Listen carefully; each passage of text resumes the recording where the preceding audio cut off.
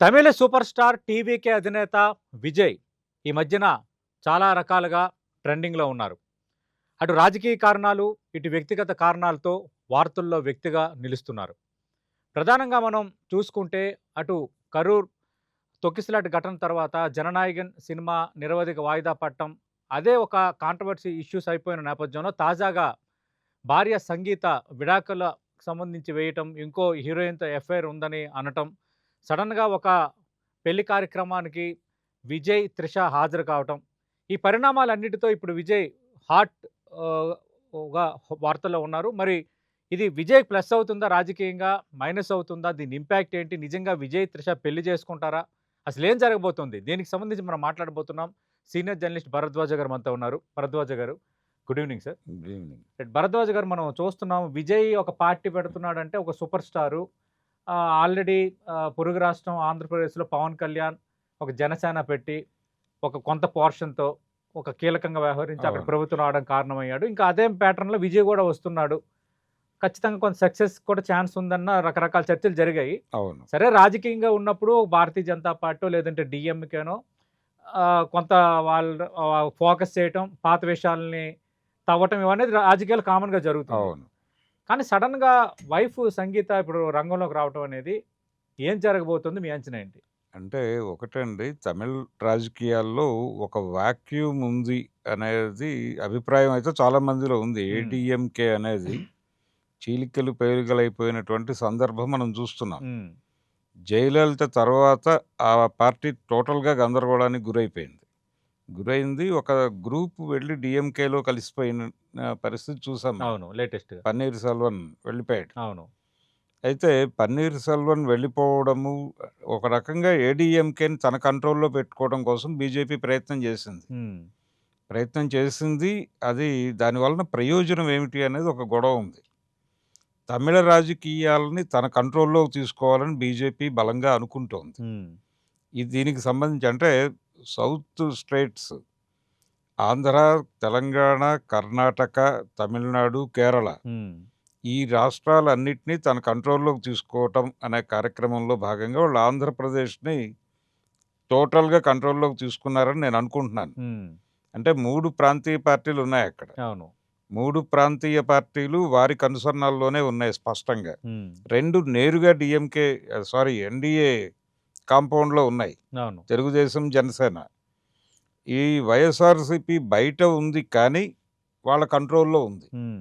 ఎందుకంటే బీజేపీకి వ్యతిరేకంగా ఒక్క మాట కూడా వాళ్ళెప్పుడూ మాట్లాడలేదు. మాట్లాడకూడదని వాళ్ళొక ఇది తీసుకున్నారు. ఓత్ హ్మ్. తీసుకున్నారు. హ్మ్. అంటే రాష్ట్ర వ్యవహారాలు తప్ప పక్క రాష్ట్రం గురించి మనం మాట్లాడకూడదు అని వాళ్ళు అధికారికంగా ఒక నిర్ణయం తీసుకున్నారు.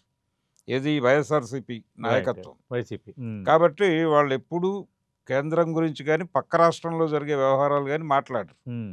ఒకే ఒక్కటి వాళ్ళు మాట్లాడింది పెహల్గాం ఇన్సిడెంట్ మీద మాట్లాడారు. హ్మ్. అంతే. ఆపరేషన్ కగార్ మీద కూడా వాళ్ళు మాట్లాడలేదు. కేసీఆర్ మాట్లాడాడు. అవును. కానీ వాళ్ళు మాట్లాడలేదు. అంత పద్ధతిగా వాళ్ళు రాజకీయం చేస్తున్నారు. రాజకీయం కాదండి. అదే. అంటే ఒక రకంగా హ్మ్. ఆహ్, కేంద్రంలో అధికారంలో ఉన్నటువంటి ఎన్‌డీఏ ప్రభుత్వానికి తన వినయాన్ని ప్రదర్శించేటువంటి ప్రయత్నం చేస్తున్నారు వాళ్ళు. హ్మ్. వాళ్ళ గుడ్ లుక్స్‌లో ఉండాలి అన్నది కాన్షియస్‌గా అనుకుంటున్నారు. రైట్. ఇది దాదాపు కర్ణాటకలో వారి ప్రభుత్వం కాదది. అవును. కాంగ్రెస్ ప్రభుత్వం అయినప్పటికీ వారి కనుసన్నల్లోనే ఉందది. హ్మ్.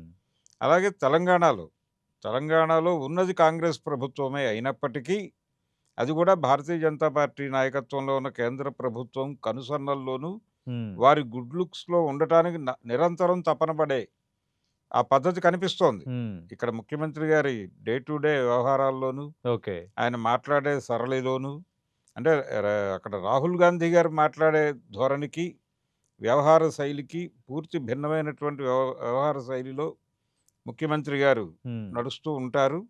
ఇది మ్యాచింగ్ వైపు చూస్తే మనం చాలా స్పష్టంగా అది కేంద్ర ప్రభుత్వ మోడల్‌లో నడుస్తున్నట్టుగానే కనిపిస్తుంది. ఓకే. ఇదొక అనివార్యత. హ్మ్. అలా తెలంగాణ వాళ్ళ కంట్రోల్‌లోనే ఉంది. అలాగే హ్మ్. ఇక్కడున్నటువంటి ప్రాంతీయ పార్టీని తన కంట్రోల్‌లోకి తీసుకోవడానికి, అంటే బీఆర్ఎస్‌ని తన కంట్రోల్‌లోకి తీసుకోవడానికి వాళ్ళు ఇక్కడున్నటువంటి ప్రభుత్వాధినేతని కూడా పావుగా వాడటం మనం చూసాం. హ్మ్. రకరకాల పద్ధతుల్లో అంటే సిబిఐ ఎంక్వైరీకి ఆదేశిస్తాను అని అర్ధరాత్రి పూట ఆయన ప్రకటించడం సీఎం గారు. హ్మ్. అంటే ఏదో పద్ధతిలో వీళ్ళ జుట్టు తీసుకెళ్ళి అక్కడ వాళ్ళ చేతుల్లో పెట్టాలనేటువంటి తాపత్రయమే కనిపించింది. ఓకే. ఇలా ప్రతి అంశంలోనూ, ప్రతి రాష్ట్రంలోనూ వాళ్ళ కంట్రోల్ నిలబెట్టుకోవడం అనే ప్రోగ్రామ్‌లో వాళ్ళున్నారు. హ్మ్. అందులో భాగంగానే operation Tamil Nadu. Right. Operation Tamil Nadu విషయంలో వాళ్ళు కేంద్రీకరించి ఉన్నారు. హ్మ్. ఈ కేంద్రీకరించి ఉన్న సమయంలో విజయ్ రాజకీయ ప్రవేశం. హ్మ్. అందుకని కొంచెం టిపికల్‌గా ఉంది వ్యవహారం. ఆ కోణంలో చూస్తే విజయ్‌ని ఒక రకంగా వాళ్ళేమన్నా బి టీమ్‌గా ప్రవేశపెట్టారా అనే ఒక డౌట్ ఉంది నాకు. ఓకే. అంటే బీజేపీ ప్రవేశపెట్టిందంటారా? అంటే ప్లాంటెడ్ అని అనుకుంటున్నాను నేను. హ్మ్. కావచ్చు, కాకపోవచ్చు. హ్మ్. అంటే అక్కడ ఎవరు బీజేపీ వచ్చినా, కాంగ్రెస్ వచ్చినా గానీ ద్రవిడ సెంటిమెంట్ అనేది చాలా బలంగా ఉన్నటువంటి రాష్ట్రం అది. అవును. అందుకని దాన్ని డిస్టర్బ్ చేయటం ద్వారా సాధించేదేముండదనే విషయం వాళ్ళకి తెలుసు. హ్మ్. సో, ద్రవిడ ఓట్ బ్యాంక్‌లో ఒక చీలిక కావాలి వాళ్ళకి. ఓకే. అంటే డీఎంకేని వీక్ చేయగలగాలి. హ్మ్. డీఎంకేని వీక్ చేయడం ద్వారా రాష్ట్ర రాజకీయాల్ని తన కంట్రోల్‌లోకి తీసుకోవచ్చు అనే వ్యూహరచనలో భాగంగానే విజయ్‌ని ప్లాంట్ చేశారా అనేది ఒక సందేహం. ఓకే. అంటే విజయ్ ద్వారా ఆ పని జరుగుతూ ఉంటుంది. వీళ్ళ వీళ్ళ సాంప్రదాయ ఓట్ బ్యాంక్ ఎలాగూ ఉంది. హ్మ్. వీళ్ళు అంటే వీళ్ళు ప్రభావితం చేసేటువంటి ఓట్ బ్యాంక్ కూడా ఉంది తమిళనాడులో. హ్మ్. ఎవరు? అవును. భారతీయ జనతా పార్టీ. అవును. హిందుత్వ అనేటువంటి ముసుగులో వాళ్ళు రెచ్చగొట్టేటువంటి ఓట్ బ్యాంక్ కూడా ఉందక్కడ. హ్మ్. అలాగే ఈ ఓట్ బ్యాంక్‌లో కూడా ఒక చీలిక రావాలి. హ్మ్. వస్తే అప్పుడు తమ కంట్రోల్‌లోకి వస్తుంది వ్యవహారం. ఓకే. ఆ వ్యూహ రచనలో భాగంగా ఎక్కడో హ్మ్. అతని వెనకాల నిలబడి నడిపిస్తున్నారేమో అనేది ఒక డౌట్. ఓకే. అంటే భరద్వాజ్ గారు ఇక్కడ అనుమానం. ఇప్పుడు జయలలిత మరణం తర్వాత అన్నా డీఎంకేకి ఒక అడ్రెస్ లేకుండా అయిపోయింది. అవును. సరే మీరన్నట్టుగా ముందు నుంచి మనకి కూడా కళ్ళెదుట కనిపించింది బీజేపీ కంట్రోల్‌లోనే అది కంటిన్యూ అయింది. అక్కడ డీఎంకే పవర్‌లో ఉంది. ఇప్పుడు డీఎంకే నచ్చకపోతే ఒక ఆల్టర్‌నేటివ్ అనేది కనిపించట్లేదు. వాక్యూమ్ ఉంది. వాక్యూమ్ ఉంది. కాంగ్రెసు, లెఫ్ట్ పార్టీసు, కొంత బీజేపీ అక్కడక్కడక్కడ అలా పాకెట్స్‌లో ఉన్నాయి గానీ, ఒక స్టాండర్డ్‌గా డీఎంకేకి ఆపోజిట్ పార్టీ ఫర్ ఎగ్జాంపుల్‌గా ఆంధ్రప్రదేశ్‌లో టీడీపీ కాకపోతే వైసీపీ, ఇక్కడ కాంగ్రెస్ కాకపోతే బీఆర్ఎస్ అని ఒక స్ట్రాంగ్ హోల్డ్స్ ఉన్నాయి. అవును. ఆ హోల్డ్ లేదు. ఇలాంటి టైం అప్పుడు విజయ్‌కి అది మంచి అవకాశం కదా! విజయ్ నిజంగా ఆళ్ళు చెప్పినట్టు ఆడేంత ఛాన్స్ ఉంటదా? అంటే డెఫినిట్‌గా ఈ అవకాశం అనేది ఉంది. ఆ వాక్యూమ్ ఉంది కాబట్టే తను దిగాడు అవును. రంగంలోకి. హ్మ్. అంటే కమల్ హాసన్ కూడా ఉన్నాడు. అవును. నిజానికి ఆ ఏరియాలో ఉన్నాడు కానీ, తను అటువైపు ఉన్నాడు. హ్మ్. డీఎంకే వైపు నిలబడి ఉన్నాడు. అవును. నిలబడటానికి అతనికి రీజన్స్ అతనికున్నాయి. హ్మ్. కాబట్టి డీఎంకేకి ఎదురు ఎవరు? డీఎంకే కాకపోతే ఆల్టర్‌నేటివ్ ఎవరు అన్న ఏరియాలో కమల్ హాసన్ లేడు. హ్మ్. రజనీకాంత్ ఒక ప్రయోగం చేద్దాం అనుకున్నాడు గానీ, అతనికి కూడా ఇదే భయం. హ్మ్. బీజేపీకి, కాంగ్రెస్‌కి ఉన్న భయమే తనకి ఉంది. హ్మ్. తను ఔట్‌సైడర్. అవును. అందుకని సినిమాలో నడిచింది గానీ, మనం పొలిటికల్ ఏరియాలో ద్రవిడ ఓట్ బ్యాంక్‌ని ప్రభావితం చేయగలనా అవును. అనే సందేహం ఉంది ఆయనకి. హ్మ్. చివరి వరకు అంతా పెడతానని చెప్పి, అంతా చెప్పి వెనకడుగేసేసాడు కదా! పోస్టర్‌లేసి, అవును. ఊరంతా చెన్నై నిండా పోస్టర్‌లేసి, హ్మ్. ఆఖరి నిమిషంలో డ్రాప్ అయ్యాడాయన. కాబట్టి విజయ్‌కి అవకాశం ఉంది. ఓకే. అయితే విజయ్ ద్వారా విజయ్‌కి ప్రయోజనం ఉంది దీనిలో. హ్మ్. విజయ్ ద్వారా వాళ్ళకి ప్రయోజనం ఉంది. రైట్. 2 వైపులా అంటే హ్మ్. అదే. అదే. ఉభయతారకం వైస్ అంటాం వర్సా. మనం. ఆ! ఆ ఉభయతారక వ్యవహారం ఏదో ఉందక్కడ. ఓకే. అయితే ఇప్పుడాయన వ్యవహార శైలి చూస్తే, ఇప్పుడు హ్మ్. ఆయన మీద రకరకాల విమర్శలొస్తున్నాయి. అవును. మీరన్నట్టుగా భార్య సంగీత. సంగీత ఆవిడ కోర్ట్‌కెళ్ళి డివోర్స్ అప్లై చేశారు. హ్మ్. ఆ పిటిషన్ బయటకొచ్చింది. దానిలో ఉన్న విషయాలన్నీ ప్రపంచం మాట్లాడుకుంటోంది. అవును. అందులో ఆవిడ కేవలం ఒక సినిమా నటితో అని మాత్రమే అనలేదు. హ్మ్. అంటే ఇతనికి చాలా రిలేషన్స్ ఉన్నాయి. అంటే ఆహ్, వివాహేతర సంబంధాలు చాలా ఉన్నాయన్న ధోరణిలో ఆవిడ మాట్లాడింది హ్మ్. దానిలో. అంటే 'త్రిష' గురించి ఆల్రెడీ నాగేంద్రన్ మాట్లాడాడు. అవును. బీజేపీ అధ్యక్షుడు. బీజేపీ అధ్యక్షుడు. ఆయన ముందు విజయ్ జనంలోకి రావటానికి ఆ ఇంట్లోంచి బయటకు రావాలి గదా! అన్నాడాయన. హ్మ్. ఆ ఇంట్లో నుంచి బయటకు రావాలి అన్నప్పుడు ఆవిడ రియాక్ట్ అయింది. అవును. 'త్రిష' రియాక్ట్ అయ్యి హ్మ్. అనవసరంగా రాజకీయాల్లోకి నన్ను లాగితే నేను లీగల్‌గా ప్రొసీడ్ కావాల్సుంటుంది అని ఒక వార్నింగ్ ఇచ్చిందావిడ. ఓకే. అవును. ఇచ్చేసిన తర్వాత అది సద్దుమణిగింది కానీ, ఈవిడ హ్మ్. ఎప్పుడైతే ఆహ్, సంగీత తన డివోర్స్ పిటిషన్‌లో ఈయనకి ఈ వివాహేతర సంబంధాలు ఉన్నాయి. అలాగే పర్టిక్యులర్‌గా ఒక నటితో విదేశీ ప్రయాణాలు కూడా చేశాడాయన. హ్మ్. విదేశీ పర్యటనలకు వెళ్తారు వాళ్ళు అని చెప్పిందావిడ. అవును. ఆ ఏరియాలో త్రిషని కనెక్ట్ చేసి, హ్మ్. ఆ ఏరియాలో త్రిషని లొకేట్ చేసి మాట్లాడటం మొదలైపోయింది అవును. తమిళనాడులో. హ్మ్. అయితే ఇది టోటల్‌గా ఇప్పుడు విజయ్ పొలిటికల్‌గా ఆయన స్టాండ్ ఏమిటి? ఓకే. లేకపోతే ఆయన ఐడియాలజీ ఏమిటి? హ్మ్.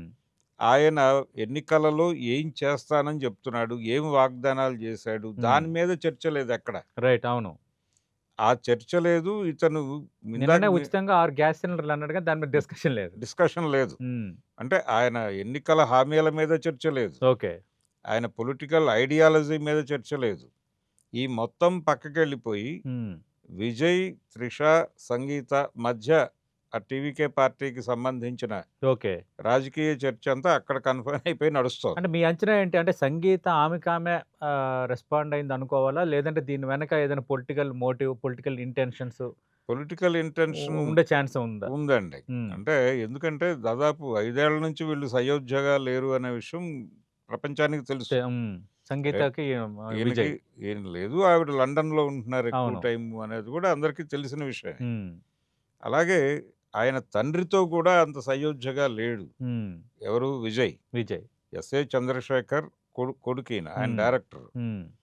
తెలుగులో కూడా ఆయన చిరంజీవితో 3 సినిమాలు డైరెక్ట్ చేసిన చరిత్ర ఉంది. ఓకే. 'దేవాంతకుడు' ఇవన్నీ. హ్మ్. 'శోభన్ బాబుతో 'బలిదానం' అనే సినిమా కూడా చేశాడాయన. హ్మ్. ఆయన కుమారుడు విజయ్. హ్మ్.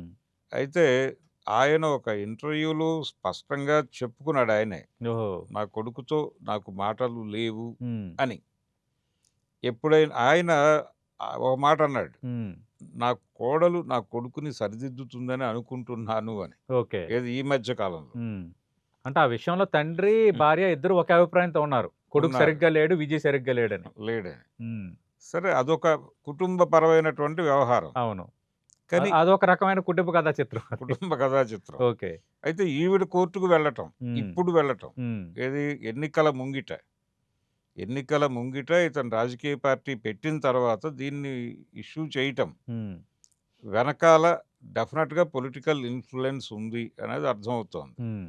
అంటే కాంగ్రెస్ పార్టీ కూడా పావులు కదుపుతోందక్కడ. ఓకే. కాంగ్రెస్ పార్టీకి కొంత కంపారిటివ్‌గా బీజేపీతో పోలిస్తే హ్మ్. కొంత బలమైన క్యాడర్ ఉందక్కడ. అవును. ఎక్కడ తమిళనాడులో. హ్మ్. అంటే చిదంబరం, అవును. దాని తాలూకా కొంచెం స్ట్రాంగ్ కంటిన్యూషను, లీడర్స్ కూడా ఉన్నారు. లెగసీ లీడర్‌షిప్ ఉందక్కడ. ఉంది. హ్మ్. చిదంబరం కొడుకు గూడా రాజకీయాల్లో అవును. ఉన్నాడు కార్తీ బలంగానే. చిదంబరం. హ్మ్. కాబట్టి ఆ యాంగిల్ కూడా ఉంది. ఓకే. రెండోది తను కొంత డీఎంకేకి, బీజేపీకి వ్యతిరేకంగా నేను నిలబడతాను హ్మ్.